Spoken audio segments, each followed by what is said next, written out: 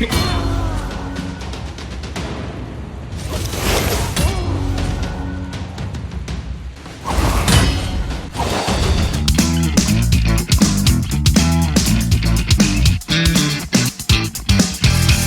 going on? It's Ash here coming at you today in Raid Shadow Legends. Welcome to the video, guys. Happy Ninja Day. If you logged in 7 days in a row, all you have to do is log in 7 days in a row before early October, and you can get your hands on, well, a champion who's going to help out a lot of players out there inside the game. I am so glad they added Ninja to the game. I'm such a big fan of this. This is the second champion they added after a streamer. This is the first champion that they've given us, Saito being the first. This is the first champion that they've given us inside the game that is free for everybody as long as you log in, again, 7 days in a row before October, and then is limited edition, right? Do you guys like that or do you not like that? How do you feel about the whole limited aspect of Ninja? You can never pull him again outside this kind of, these dates. Personally, maybe I'm biased because I get him. I'm a big fan. I'm a big fan of this. And listen, you guys know I really, my favorite champion in the game. You guys know who it is? Say it with me. Scyl the Drix, right? Scyl the Drix. And the part of the reason I love her so much is because, well, honestly, she's free for everybody eventually, and she helps out so many players in the game. And I feel the same way about Visix the Unbowed and about Ninja. Ninja is now replacing Scyl the Drix for me. Is this love? Are you serious to me right now? I kid. He's not replacing Scyl the Drake. You always be my baby. You always be my baby, Scyl.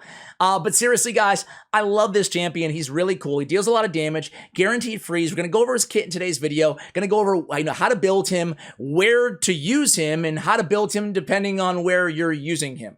Did you guys check out, by the way, the Ninja stream on this dude? I think I'm going to use a little bit of it in the intro.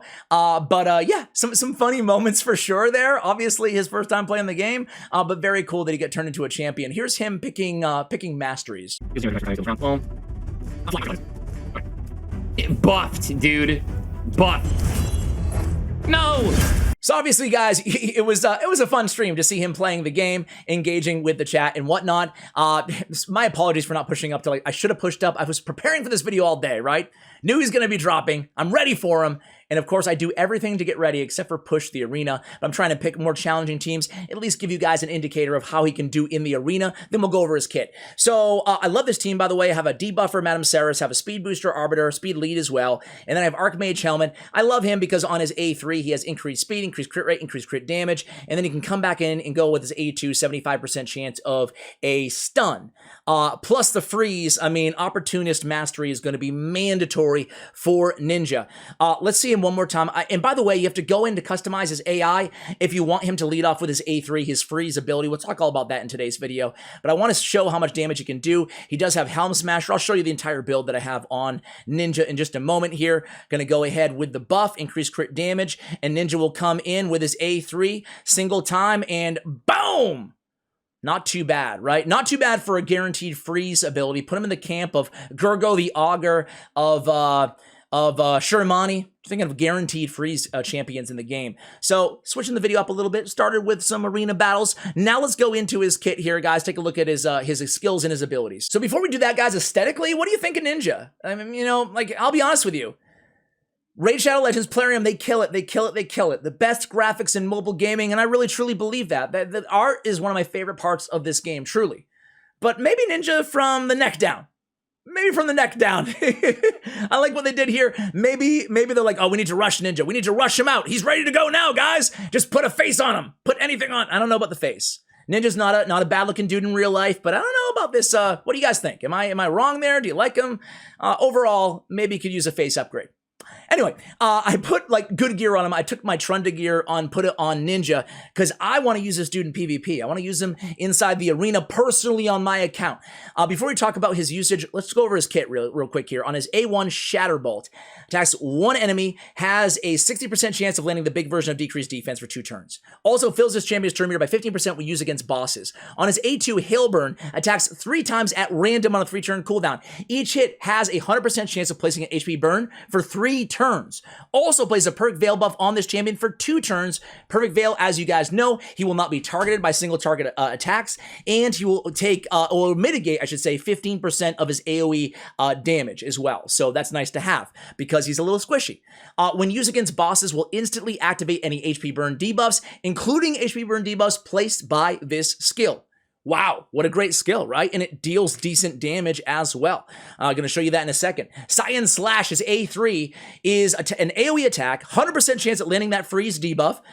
New players might be watching for the first time. Freeze is a great crowd control debuff. It makes them lose a turn, prevents skill cooldown, and also a big thing about freeze is just kind of I don't know, not a bad thing, but just thing to note is enemies under freeze will only take 75% of their normal damage, okay? When attacking a boss, though, will attack the boss, not all enemies. So that's really cool. And will ignore 50% of the target's defense against bosses. That's awesome. Will also decrease the cooldown of Hailburn skill by 1 turn.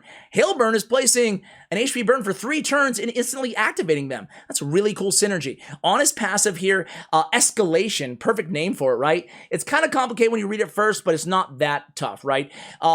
Increases ninjas attack by 10% against regular mobs, 20% against bosses, crit damage by 5 or 10, double basically against bosses. Each time a single enemy is hit by all 3 of Ninja's active skills in a single round.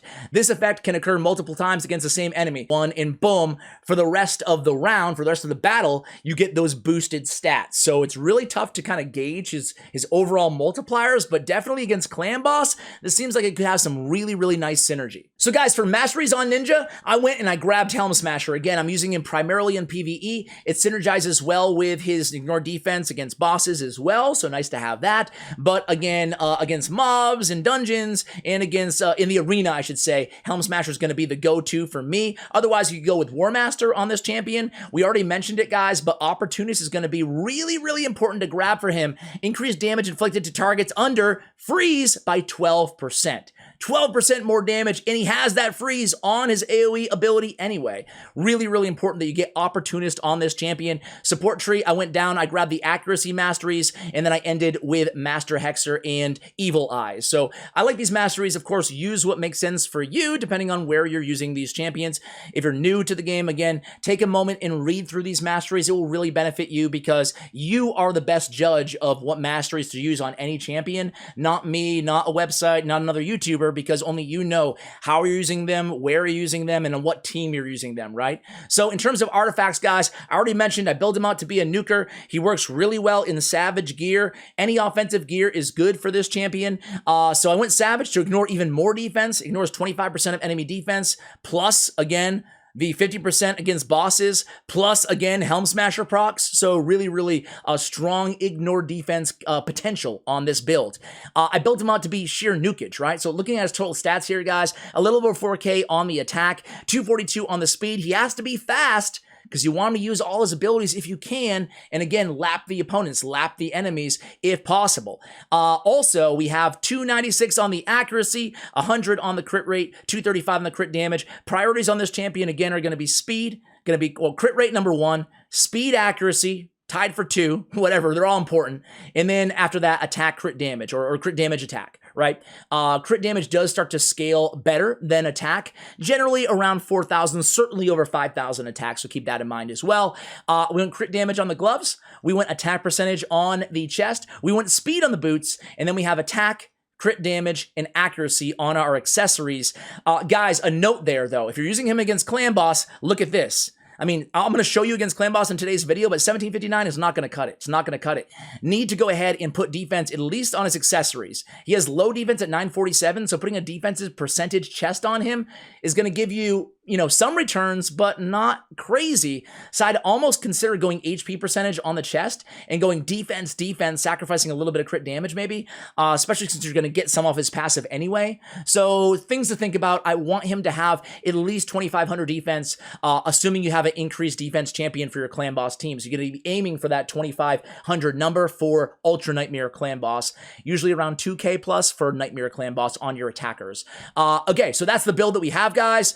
Accuracy, again, on the banner is going to be very important. Accuracy is very, very important for this champion. You need a lot of it. Usually 12 points of accuracy, or at least 10 for every stage of a dungeon that you're facing. Arena, there's really no limit to the amount of accuracy that you could potentially need, depending on what arena league you're in. And on Doom Tower, we're shooting for 200 plus for Doom Tower normal, and 300 to 350 plus for Doom Tower hard, depending on how high you are on the tower. All right, let's try him in action, guys. All right, guys, so starting out in Ice Golem here, stage 24, we have a Spirit Affinity matchup. Not too bad. Bad L, probably not the best choice there, but it is what it is. We're just sticking him into a team I normally use anyway. I really just want to see how much damage he does, you know, against these waves. As you guys know, these new stage 24, 25, and Doom Tower hard, these stats are insane on these champions. So let me start out by going into... by the way, guys, I didn't go in the AI customizer. He's always going to lead off. He's always going to go into the A2 because the game wants him to put the perk Veil on ASAP. Me personally, I want him to lead off with the A3. So let's go ahead and use the A3 right now. Decreased defense and weaken are on the opponents. No increased attack, though, notable on our team. So here we go. He's dealing not too bad, around 50, 70k or so. Obviously, he's not going to be compared to Scyl. You know, she's going to melt everybody away. But I'm curious to see what he does against the bosses as well. So here he goes. He's going to see his A2 right here. Boom, boom, boom. Around 30, 35k per hit. Not too bad. And again, not a million like Scyl.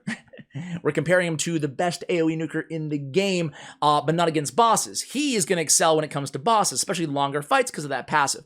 And anywhere you need to add CC to your team. You put him and Scyl the Drakes on the same team. Him, you know what? We're going to try it, guys. We're going to try it. After this fight, let's put him, Vizix, and Scyl on the same team. Like, it's going to be CC on CC on CC. We got Provoke, we got Fear, we got Stun, all on the same team. Freeze, not Fear. But you guys get the point. I mean, that was, again, his A1 hit for 50k. A1 multiplier is pretty decent as well, right? So that's nice to see. He does die there, but it's okay. We get the revive proc off Lydia. And let's go again. Wow. I mean, that was some serious damage there. Because did you see the extra damage from the HP burns triggering off against bosses? That was cool. That was cool. You see all that damage, man? I want to just end this one out because I want to see how much damage he puts out overall. I mean, it's a shame that he died here because now he's probably going to be out-damaged by Bad L. But can he out-damage Scyl? Probably not. She did like 3 million damage per per round there. But let's just finish it off and see how much he put out there because it's a lot of it doesn't, unless you really have a keen eye here, you're not necessarily seeing all of those HP burns that are automatically being triggered, right? So let's see here. He's been dead for a while. That kind of sucks. But he still put out 1.3 million damage. Not too bad, right? Not too bad considering he was dead. And it's a new best time. Thank you very much. Thank you very much. Let's go to Frostbiter. Let's assemble a Frostbiter team with Ninja with all the 3 daily login reward champions. Be right back. All right, guys, here we go. Floor 70 hard Frostbiter. Let's see what we do with all 3 free champions, right? Eventually. It is one thing I will say, though. I hate to say it because I love this overall. You got to wonder if Plarium is happy with this overall. They've got to be. They've got to be so happy, man. Because I feel like a lot of new players are starting to come in to Raid Shadow Legends. So I'm thrilled about it. I wish they do this more, man. I think it's like a home run move. I don't know if they're happy with the total downloads or the viewership or whatever, but I gotta think this is a great move on their part. But either way, one thing I will say though, it's a free champion. Yay, yay, kumbaya, party time. However, you do have to spend a couple $100 to buy those legendary books now, don't you? I mean, that's where they really get you here with the free legendary champions that cost a ton to upgrade. I'm going to fast forward to the Frostbiter. I'll be right back. Charlie wanted to say hi, guys. Quick intermission here. We did lose Ninja again here, and someone's supposed to be sleeping. Not watching Ninja. But still, we'll pick him back up here. It's not going to be the fastest run in the world, but I think it's pretty... Let's just see what happens with Drexstar and with him at the end there. He's going to deal a lot of damage because of all those HP burn activations. So I'll come at you at the end of this fight, then we'll try him out in Clan Boss, and we'll call it the video. All right, guys, so not too bad. 9 million damage, exactly the same as Drexstar. So Drexstar and Ninja, I mean, they tag teamed it. They tag teamed the Frostbiter there.